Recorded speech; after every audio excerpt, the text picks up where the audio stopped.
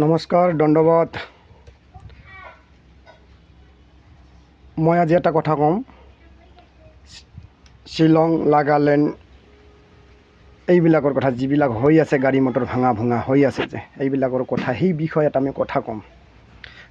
তাকে আলোচনা কৰিম বুলি ভাবি আছোঁ আপোনাৰবিলাকৰ লগত। আচ্ছা শুনক অসমবাসী, এটা কথা, সিহঁতে মতলব মেঘালয়ৱালা আমাৰ ভাৰতবৰ্ষত আছে না বেলেগত চাইনাত আছে কওকচোন।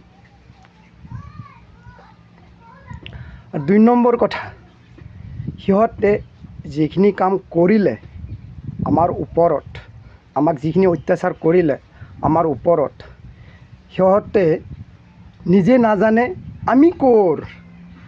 মইতো কওঁ সিহঁতে আন পাইছোঁ আমাৰ ইণ্ডিয়াৰ নহয়, বছ সিহঁতৰ মনে হয় চাইনাৰ ফালৰ হ'ব পাৰে। যদি আমাৰ অৰিজিনেল যদি ইণ্ডিয়ান হ'লে হয় তেন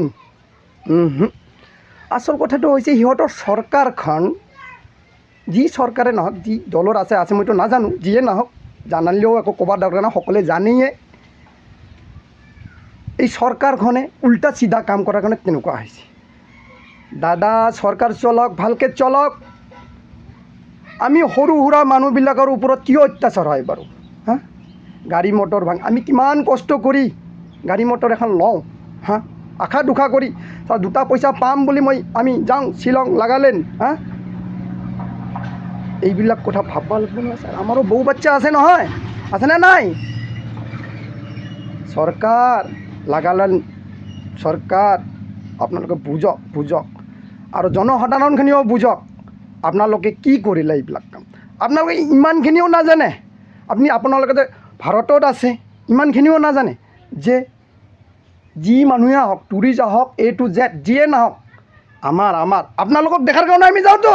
আপোনালোক কাণ্ডজ্ঞ মগজটো নাই নেকি জানিব কেতিয়া জানিব? আপোনালোকক ভাবি আছে আমি হিৰো। কিছুমান ভাল আছে, কিছুমান বেয়া আছে, কিন্তু বেছিভাগ বেয়া আছে আন পাইছোঁ মই আপোনালোকৰ জাগাত। नागालैंड लगा भाई, बात समझ में आया? भाई ऐसा हरकत प्लीज़ ना करो, जोर मत दिखाओ। किसी का गाड़ी भांग के क्या होगा भाई? लड़ना है तो आपका सरकार से लड़ो ना। आपका सरकार से लड़ो। क्या डिमांड मांगता है तुमको? अरे दूसरा को लाश करके कोई घंटा भी नहीं होगा, कोई फायदा होने वाला नहीं है, समझ गया ना? याद रखना साहब, नागालैंड बासिंदा, खराब बासिंदा लोग, कभी भी न्याय नहीं मिलेगा तुम लोगों को, कभी भी न्याय नहीं मिलेगा। परिणाम भुगतना पड़ेगा, पब्लिक देगा, भारतवासी देगा। याद रखना, हमारा बोल दिया मैं, नॉर्मल इंसान, क्योंकि भाई हमारा भी गाड़ी है यार, हमारा भी गाड़ी है।